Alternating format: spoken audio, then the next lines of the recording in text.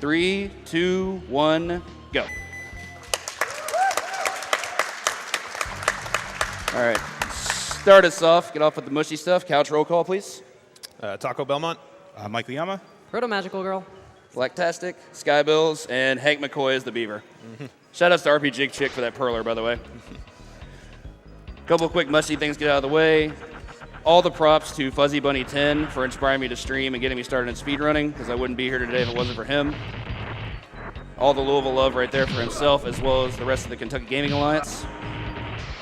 Shoutouts to your Retro Gaming Live TV, who gave me the platform with which to showcase this amazing game, as well as my other shenanigans, which might be as fun. I'm not so sure. That was bad. And the Games Done Quick crew in general. Thank you so much for everything. This has been such an honor. Off to the game. Here we have the stage I consistently start with, which is Psylocke. It's one of the more random, heavy levels in the game. It's also a really frustrating one to play through because she has a lot of execution overlaps. This game has a lot of like Street Fighter style inputs that for her overlap the most because you can get one move when you want another. Makes it a bit annoying, but yeah, how we for play. Psylocke, the knee is super overpowered, so we're going to be using that a ton. Yes, it has way too big of a hitbox. It just doesn't make any sense. So here for our first mini boss, we're going to have a lot of RNG because he can do things like this. He can move up and down. He can move side to side. He really doesn't like to play fair, but we're going to see if we can wear him out with the Psychic Knife. Finish him off with a flip kick. Good fight. Very good. That was good. Very good. So the general structure of this game is, as you can see, it's a beat 'em up. For the first bunch of stages here, you have one stage to play as every one of the characters you can play as in the game, and then the last couple stages you can play as a character of your choice. So we get to see a lot of different combat in this game, which is really cool. A lot of them have very similar themes because it is a beat 'em up. There's only so much variety in these kind of games. So you're going to see lots of things like spacing out kills is going to be really important. And of course, here we have the obligatory first stage, really big boss for a SNES Capcom game. And of course, he decided to be a jerk and move to the back of the bus. This is one of the worst things you can do from a random standpoint. He just moves all the way to the back and he just doesn't let you do anything and be a jerk. But he came back and he let us hit him, so that'll wrap that up. All right. We'll be seeing Betsy here a little bit later. For now, we're going to move on to one of the more unusual stages. We already have Gambit, who has a tremendous movement technique on the scissor kick. It, very M. Bison similar, what you say out of Street Fighter. I call both sides here. Come on. Unfortunately, he does both sides. There you go. So I think one really cool thing about this game, not technically from a speedrunning perspective, but from a game design perspective, actually, for each of these stages where you are forced to play as a certain character, they have that little intro sequence, and everyone is different because it shows you the character's ability, which I think is really neat. And we're going to be showcasing all of these different abilities. You can just roll over gaps with this guy. It's absolutely great. This part's also terrifying because the bombs can trade with you and they can just cause you to die because there's this giant gaping cliff there, but we got there, thank goodness. Yeah, this game has a lot of weird hitbox shenanigans, so you always have to be careful. Here we have your typical beat-em-up elevator section, which is kind of boring, not much to talk about. So let's go ahead and hand it off for some donations. All right. First is $10 from Beardsy. Good luck on the run, L-Rock, and shout out to the 502 crew. And we've got $10 from Nobleboy77. Teleports in. Nobleboy here once again. Good luck on the X-Men run, L-Rock. We rely on you. Go and save the city. Teleports out. It's noble. So Very a section noble. like this may kind of appear like an auto-scroller, but it's very not. You want to be very intentional in what moves you're using and how you're combining enemy kills such that you take out each wave the fastest so that you can progress the game.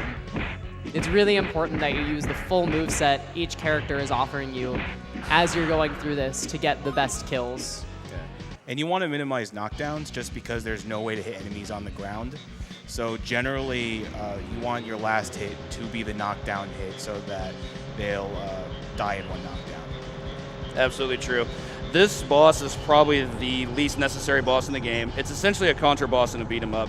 We have to use a technique you don't see elsewhere in the stage, which we're going to throw cards upwards to try to take out the cannons. The cannons are completely random. The number of them that fire and which ones fire are, there's no pattern to them. It just happens. Like there we got bad luck, so we'll just take it out. It takes 4 hits apiece. You just kind of have to hope for the best luck and see what happens. And after that, we have to take out the pilot, which will take all of 2 of these. Shoutouts to I the didn't get Speed pole Dash. dance. We got cannonball though, so that's cool. So shout out to the BSB crew for the helicopter ride. Woo! Helicopter ride. And that is Gambit's last stage, correct? Yes, we will not be seeing him again, which is very unfortunate because he's a very fun character to play. Here we have Mr. Logan, one of my favorite stages. Everybody say hi to my friend Raul. Say bye to Raul. Here's Eric with a Q. We're going to not talk to him either. Take out the guy on the ledge with that Dragon Punch. Swipe through these guys. Claw Dash does a lot of damage, especially when you connect with the last hit, so it's your primary form of offense when you're using him. That and the dive. Here we have a Ninja Gaiden style climb. Precise placement here is kind of important. You can frame perfect it, but it's really hard, so I tend to just kind of go with the flow with it. If it happens, it happens. If it doesn't, it doesn't. This boss fight is actually pretty simple. It's fairly predetermined, so you just have to make secure executions in there. Got the last hit. Okay, good. Very good. Made very quick work of Super him. clean. Yeah. One thing to note is that the Dragon Punch style moves in this game actually have invincibility on ascent. So it's actually important to use those invincibility frames during attacks so you can maximize your damage. Yeah, it does really good damage. It hits up to 3 times on certain enemies. We're going to dive right into this boss fight here. Capcom Gigantic Big Sentinel Boss head. round 2. Yep. The bigger inning. Pretty much all we're doing here is showcasing this dive, which is really, really high damage. It only takes 8 of them, plus it takes out enemies, which is a nice bonus. We're going to get one more. And bathroom's on the left. Make quick work of that, zoom on out. Move on to everybody's favorite big blue furball, Mr. Hank McCoy. Yeah. This is the character you're going to be seeing a lot of in this run. He's easily the most overpowered character in the game. It doesn't seem like he would look like it because his move list is probably the shortest in the game, outside of maybe Cyclops, though that's debatable. But the moves he has are extremely insane. Like, for example, this headbutt is really, really good damage, and it has a glitch built into it where if you hit an enemy at close range, it hits twice, and it does double damage. Also, so it's you already can walk doing- on ceilings, which is Yes. pretty useful for some of the platforming. A lot of the elements in the later character choice stages are actually built with platforms that allow you to use beasts while walking ability. So we're going to be taking advantage of him later in the run.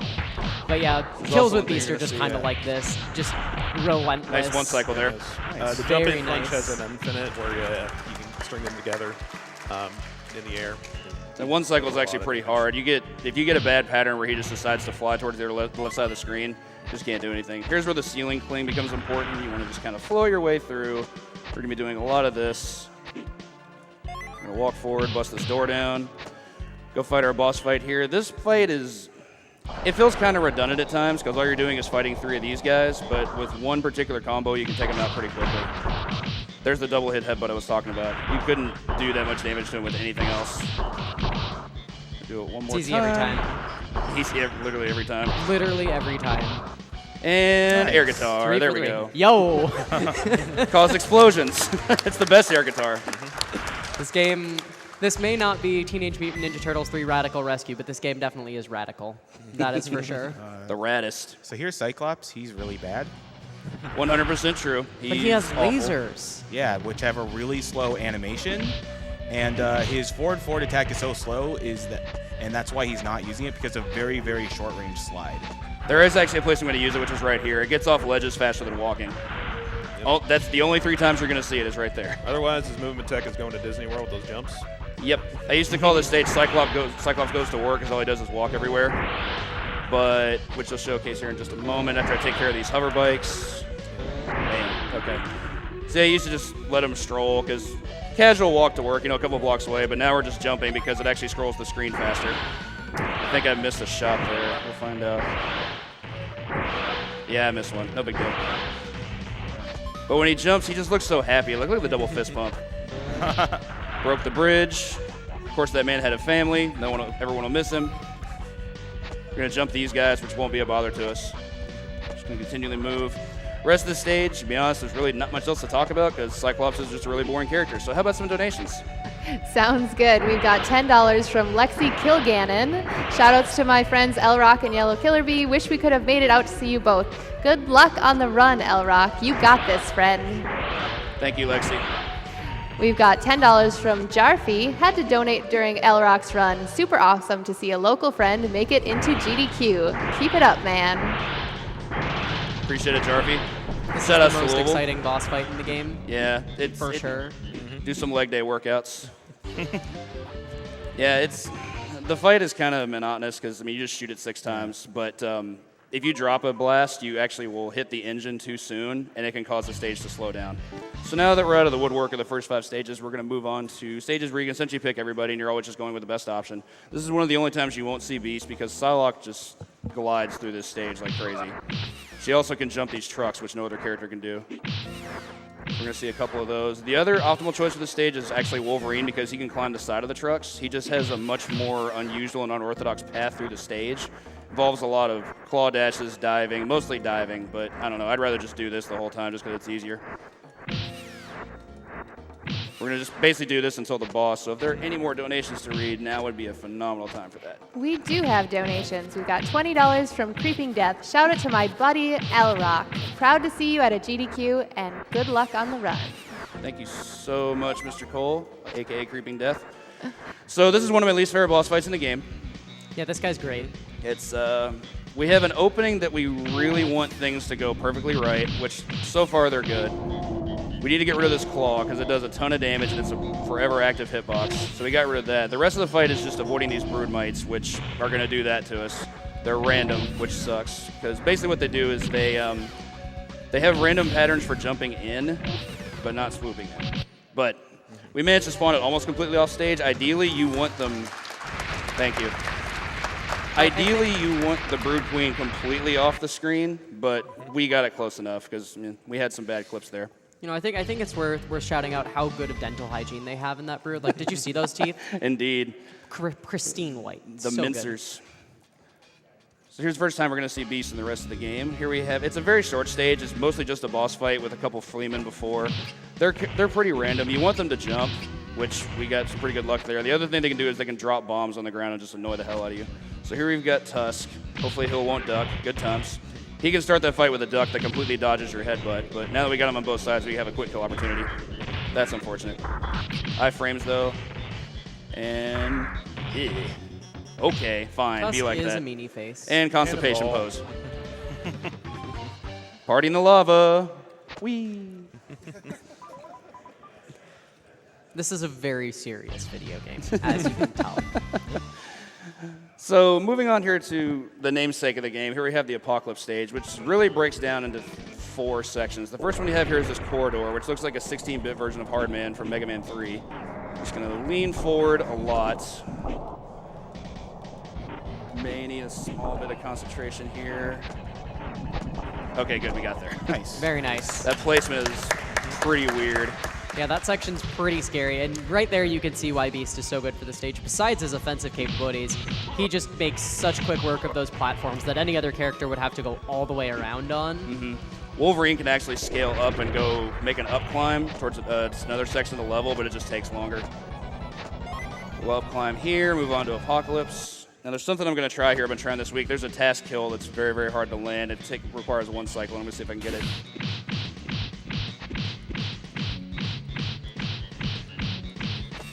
Oh, so close. Yeah, that almost happened. Yeah, that Taste task it. kill is so precise. You have to be on top of those iframes. That's hard. Getting those punches exactly as the timing comes out. Being 2 hits away from it is absolutely phenomenal. It was good. Getting those last 2 punches is the hardest. So we're going to do a quick break from the Beast monotony here and give Logan a chance to shine. This is actually a really hard strat taught to me by Mike Uyama back in 2014. Shout out to Half Coordinated for teaching me how to play on a one-handed on a controller. It's a very, very pixel-perfect strat, so this may require some serious time.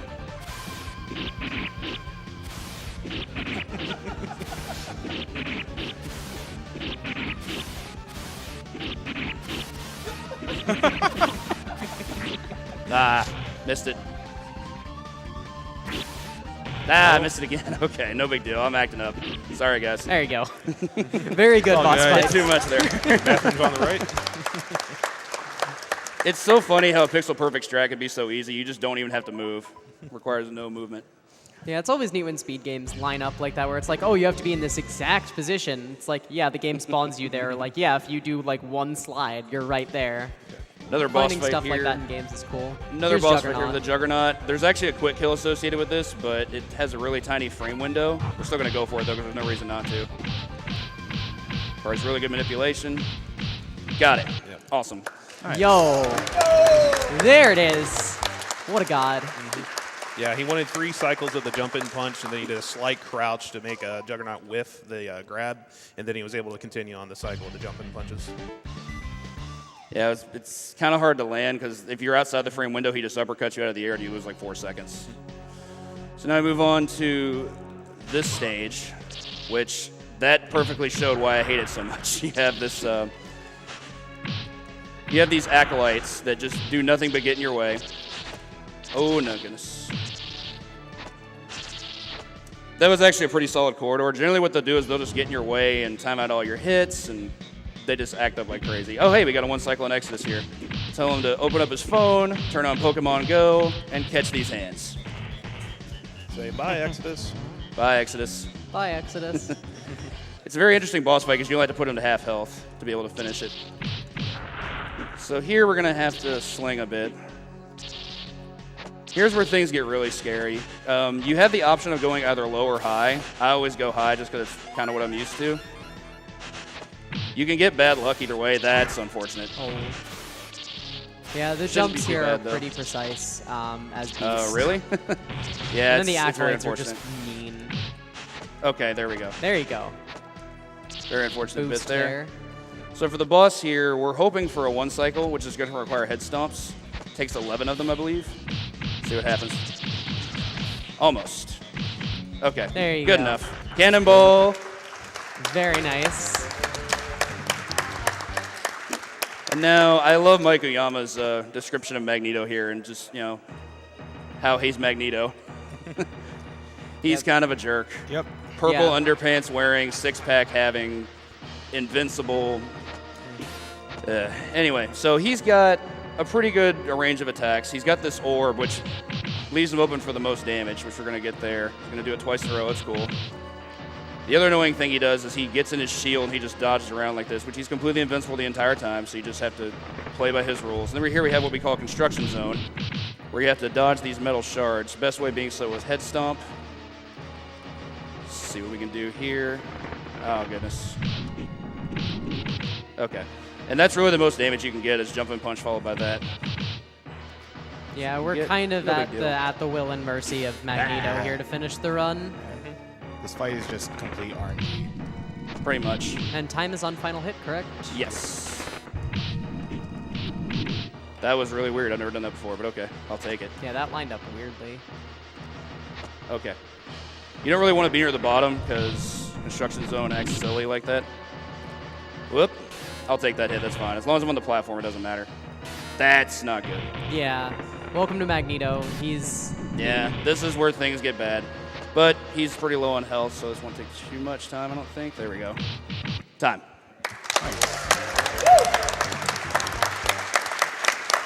1809. GG. That is a fantastic That is run. a very good time. Whew, it was a good one. Slight mistakes aside, but I was really glad a couple things worked out. The Juggernaut fight is not always where it needs to be.